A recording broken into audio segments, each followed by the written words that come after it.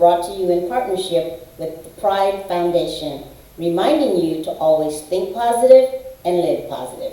Please like, comment, and share this video. If you would like to contact us, the information is below. Our guest today is Yesenia Plancarte. Welcome, Yesenia. Thank you. Thank you for having me. Tell me a little bit about yourself. Well, first of all, I'm the youngest of three. I grew up in a home without a father.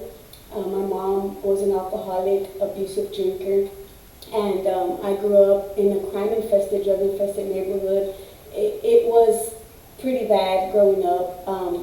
I remember going to school, to elementary, walking tormented in my mind and feeling sad and depressed because I was left with fear, leaving my mom at home and not knowing if she was going to be alive when I came back. So I began just to rebel and fight and act out in school, and I began to smoke weed at 10 years old.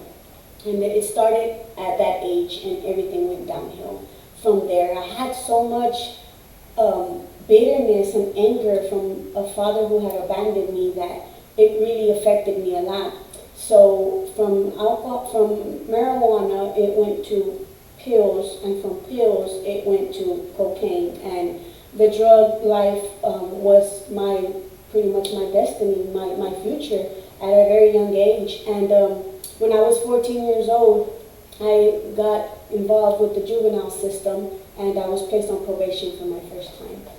So at 14 years old, I was going to classes, going to groups, and dragging my mom, and nothing at home seemed like it was planning on changing. The only thing that I saw was a pressure on me to try to change, which was very hard. So after violating and continuously acting out and continuously using drugs and abusing drugs, I ended up back in the juvenile system, being detained, not just once, several times. And it was just an ongoing thing. It was a miserable life. I didn't want to do that. I didn't want to do wrong. I didn't want to disappoint my mom, disappoint my family, but I just couldn't do better. You know, it was difficult. It was kind of hard for me to really try to do good when everything around me was just opposed to anything good. So at 15 years old, I went to my first treatment center in Katy. I was removed from my home, and I was placed in a program where I had, therapy, counseling, and it was an environment that was so different, and it was amazing. It was honestly something that I loved and I desired, and I really didn't want to leave. I wanted to stay there. I mean, I felt so cared for, I felt so loved, and I felt like I was important and valuable for once in my life. But when the time came for me to go back home, I was scared. I had fear of failure, fear of going back, because I kind of knew that that's what was going to happen to me. So when I left, I went back home, and the same thing was what I was faced with. It was like no one or nothing really wanted to change or plan to do better or be better but me. And it was hard. It was hard. So I would do okay for a few days, a few weeks, but by the maybe 15th day, I was back again on drugs. I was back again hanging around, with the bad crowd and being rebellious and acting out, skipping school, which eventually I went back to be detained when I was 16 years old. And that was just my life. I was in and out, in programs, in rehab twice. And it was just a life of hopelessness and bitterness. On the inside all along, I was trying to find purpose. I was trying to find some kind of identity or some kind of reason to live. And I couldn't find it. What was your turning point? What happened to change that consecutive behavior? What happened to you? How did you change? Well, when I was 16 years old, I went back to juvenile. I was 16, and that was my last time. And that was, like they say, the straw of it, like the last straw. I was there, and I was on the verge of being certified as an adult for a crime that me and some friends had committed. And I didn't know what was to hold in my future. I just knew that I didn't want to go to prison. So whenever I started to hear that, no, this is serious, you're not just, it's not like a just slap on the hand and go home with a violation of probation. No, there's like real consequences for a real crime that was committed. And I didn't get certified by God's grace, and but I stayed there month after month after month, and I was facing almost 10 years, first going to TYC for the next 2 years until I was an adult officially, and then transferred to the adult facility. And by God's grace, that didn't happen either. I went to court, and the judge, God touched his heart, and I really sincerely really believe that that was my turning point, because I had a lot of time to think isolated and to really reflect on all of my life and on the journey and everything that I had did and all the wrong that I had done, and even trying, and the false hopes and the broken dreams. And I realized that everything that I was doing was not taking me anywhere good. So that was my turning point, where I made a decision and I said, I do not ever want to come back. And I do Did not you know God, or did you talk to God? Or? I did. I talked to God. Matter of fact, that one night before I was released, I got on my knees and I asked God for help. I didn't know how to pray.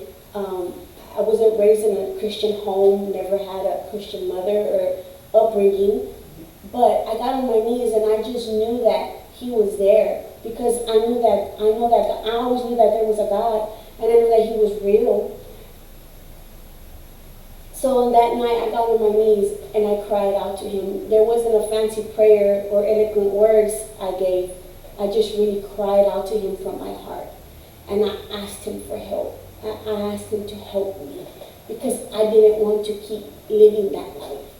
And I did not want to end up being just another number in the system. I really wanted something different for myself. And I really knew at that moment that it was only God. It was only God who can rescue me and help me and come to my rescue at that moment. And He did. And He did. Great. He did, and He did. Great. So that night when I did cry out to Him, I remember just feeling His embrace on me. No one touched me. There wasn't a pastor. There wasn't Christian people. It was just me and Him alone. And He did. Thank you so much. Take a short break and we'll return. Please stay tuned. Matthew. Huh? Oh, sorry. It's okay. I just need you to listen to me. I know that a lot of times, Mom, it might not seem like I'm listening to you, but I am. I hear you. And what you say really does matter to me. I mean, let's be honest. No kid likes rules, but I get why we have them. I hear you, and I know it's because you care. All the talks we've had over the years, including what you've told me about not using alcohol and other drugs, they stick with me. And believe it or not, they really do make a difference, especially at times that matter most. Hey, want a drink? No thanks, I'm good. So thank you, Dad, for talking and preparing me for what's ahead. Thanks, Mom, for never giving up and always being my biggest fan. Thank you for letting me know what you expect, so I can try to meet your expectations. Thank you for talking. For more information about talking with your kids about underage use of alcohol and other drugs, visit underagedrinking.samhsa.gov.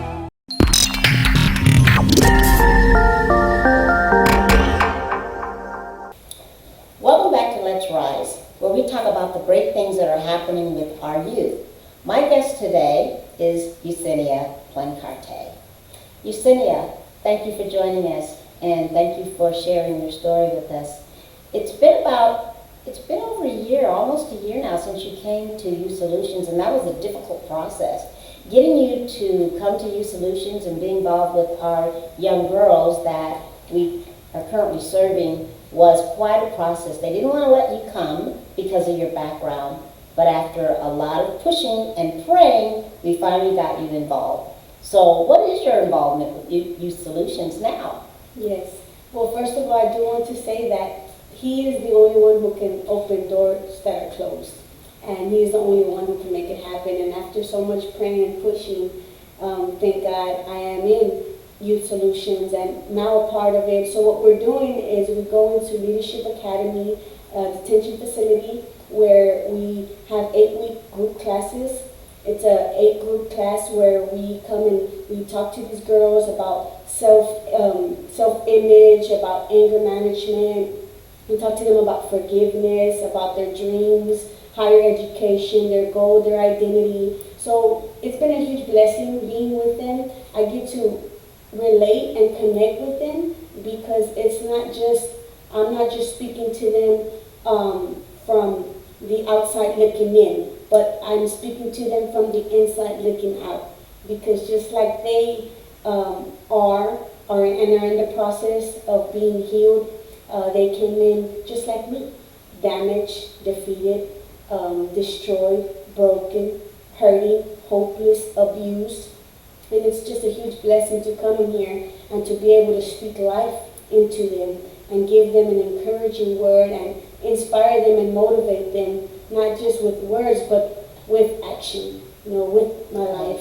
So it's been a huge blessing. Youth Solutions is doing a lot of great things, not just for the girls in the facility, but even as they come out. So we still keep an aftercare program going on where we still want to be involved in their lives to keep them on the right track. And you've been an amazing mentor with Youth Solutions, and I'm so grateful to have you as a part of my ministry.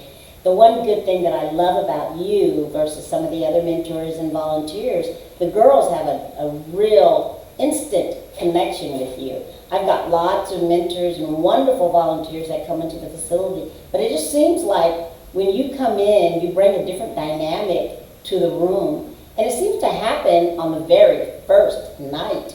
Sometimes with our girls, we have maybe 10 or 12 girls, and it takes them a while to connect. But your testimony and what you bring and your sincerity, they see that from day one, and there's this instant connection.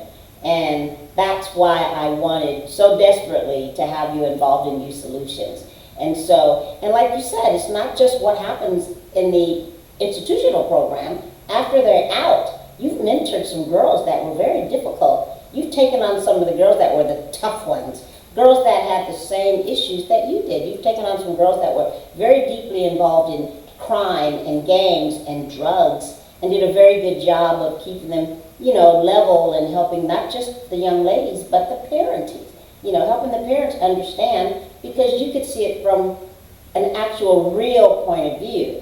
And so the girls, really deeply appreciate that. Right. Tell me a little bit about how you connect with them in your mentoring process. Well, to begin with, we have to remember that they're human just like me and you. So they have feelings, and they have a feeling of wanting to be loved. And they have the need and the right to feel cared for.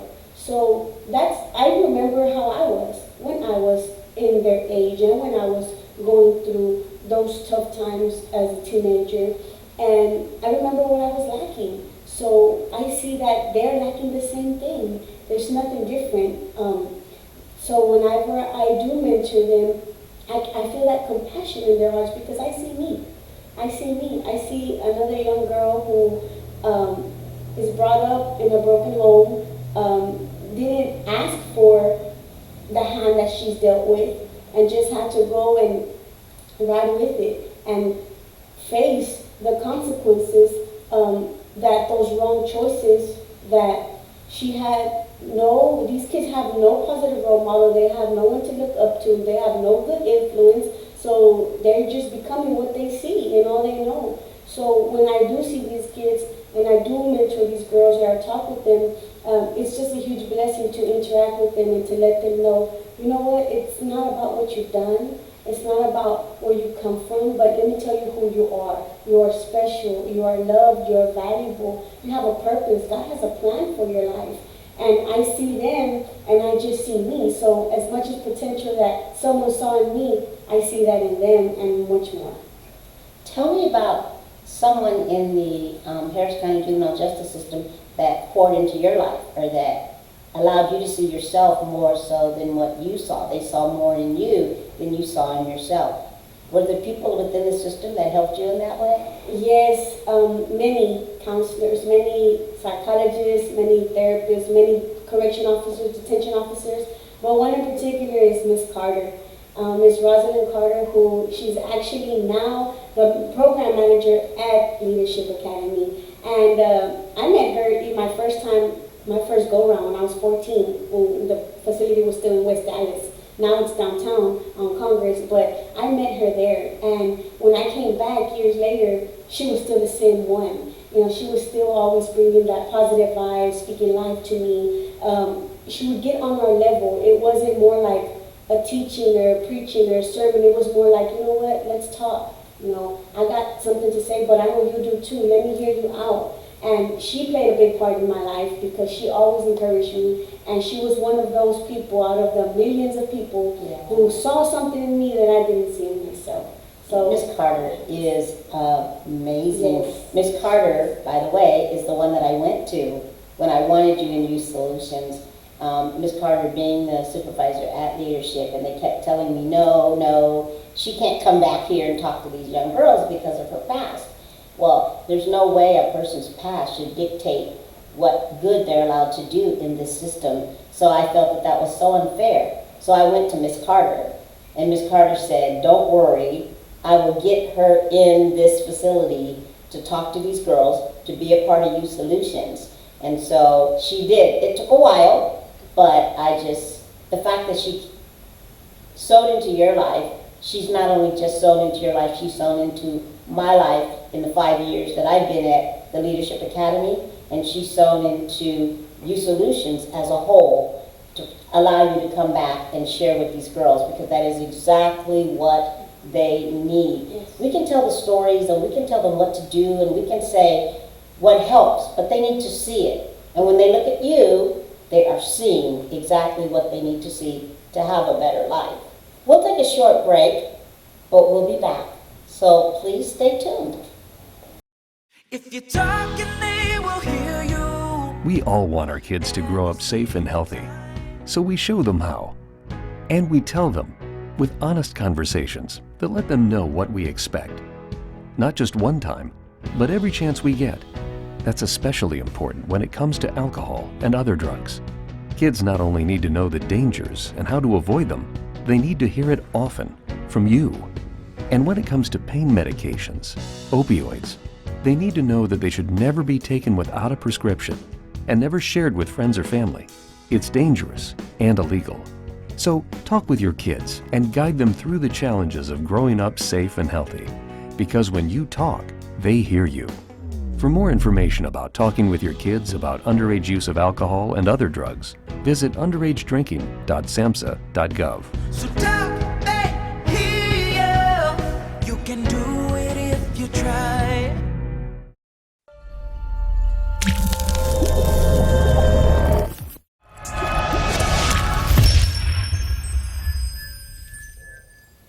Welcome back to Let's Rise, where we talk about great things that are happening with the youth. My guest today is Yesenia Plancarte. Well, the great things that are happening with Youth Solutions just seem to be getting greater and greater. Youth Solutions started here in Houston at Harris County over 5 years ago. I started with young boys, and that began at Leadership Academy, where I was doing an organization that dealt with the boys while they were in the system and then mentoring boys afterwards. I started out actually doing the Triple P, which is the positive parenting part of it. But then I found out that the parents of the boys, all these boys were incarcerated. So I wanted to go to the facilities and meet the boys. It was impossible to have parenting plans and parenting programs without meeting the young people. So that's kind of how I got involved with the kids out at the facilities. And then that's when my heart took over and I fell in love with the kids. And then I needed volunteers and mentors to do our aftercare program. But Youth Solutions, we try to handle the complete circle. We don't just want to handle or deal with or be able to improve the lives of the young people. We also want to deal with the lives and the unity and unite the families when those young people go home. It doesn't do us any good to have a program while that young person is institutionalized and then they go home to the same situation And that's what you were saying, Yesenia, that when you went home to the exact same thing, the exact same situation, and all the things that you had left behind. So it was difficult for you to change. So that's what we try to do at Youth Solutions, is change the home environment. Not just for that young person that's been incarcerated, but even the young siblings that are there at home, so that the entire family has a whole nother functioning dynamic. So we do what's called family reunification. So we reunite the family. They're able to bring the young person, and we spend a 4-hour workshop in working with the parents, working with the young person, and letting them see that that whole family can be better. And so far it seems to work out pretty good. Youth Solutions also provides the aftercare and the mentoring, where these young kids get to go do all kinds of fun things. Some things that they have never thought about being able to do. Maybe the families couldn't afford to do those things. Yesenia, you've gone on some of those trips. What are some of the trips that you've enjoyed where we've taken 20, 30, 40 young people to?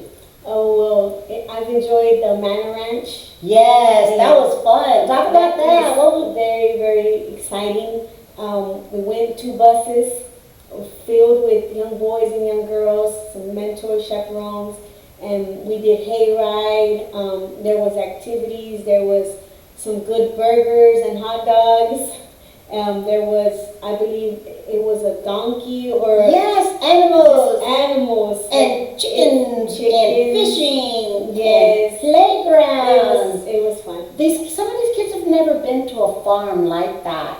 There was horses, and many of these kids have never had that interaction. And it was an all-day event. And at the end of the day, they heard good news. Yes. They got a very, very good positive testimony from somebody who gave them the good news about Christ and the good news about how they could change their life. You know, we've taken our kids to the ensemble. Many of them have never been to a live production, never been to a play, off-Broadway, on-Broadway, or any type of live production. And the great thing about that was, after the play was over, the entire production cast came out after everybody was gone and spoke to our kids just one-on-one about different opportunities that they could have in the theater, whether it was music or writing plays or providing the costumes, and that was so exciting for our kids. And then we do a lot of fun stuff. They've been to every water park. They've gone to just all kinds of museums and just fun things. We try to show our kids that life is better than the things that they used to do as far as crime. And so we keep them completely busy. So we try to provide that encompassing circle. We become a village for our young people. And we also did feeding the homeless for Christmas. Oh, yes. Give back to the community. Yes. It's very important to teach them also that, because they feel, these young kids feel valuable and value that they have done something good for someone else. Yes, that was a great day. That was amazing. And they weren't afraid, you know. They walked up to those homeless people, and they actually went and knocked on the tents and said, hey, we got food. It was great. That was fun. So we try to give them an entire life. Many of our young girls have gone on to college. Our boys and girls have gone on to the military. They started their own business. I kind of had a little emotional night a couple nights ago. One of my girls called and sent me her information that she got accepted to Prairie View, and I was a little emotional, a little teary-eyed, because I've been working with her for so long. She actually graduated a year ago, but she didn't want to go to school at first. She worked for a year, and this year now she's going to Prairie View. But we have a 91% success rate with our young people. And that's very high, because we know that recidivism rate here in Harris County is really 27.8%. And our recidivism rate is less than 10%. So it's really not what we do, it's what God does with us and through us and for us, because we are faith-based. Yes. And so that's our agenda, is to let them see what God can do if He's in their life. And we just want them to see that through us.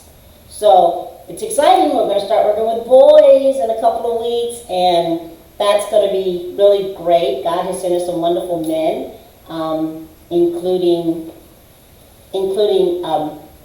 Mr. Hamilton. So we're excited about that. And so also the program that you're beginning to do with these boys has to do with a dream Yes. smart, a dream book, letting them know that there's still so much hope for them to dream. Yes. Because even though they're there, they have to deal with the consequences from bad choices that they have made.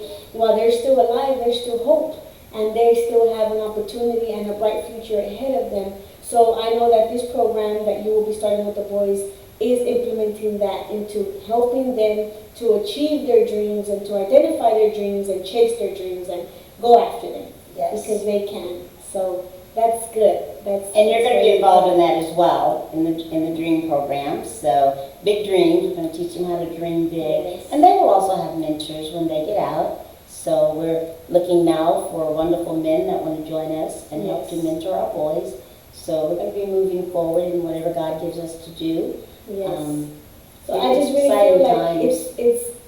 in everything that is going on right now, I believe that it's time for these young people to rise up. Yes. And these kids have so much potential in them that I'm so glad that Youth Solutions is going to show them and has been showing them and will continue to show them that there is so much for them ahead of them, regardless of what the past has been, regardless of what their yesterday looks like. For them, their tomorrow is so much greater, so much brighter, if only they could believe it. And that's what we try to do, is give them hope so Yes. that they can believe.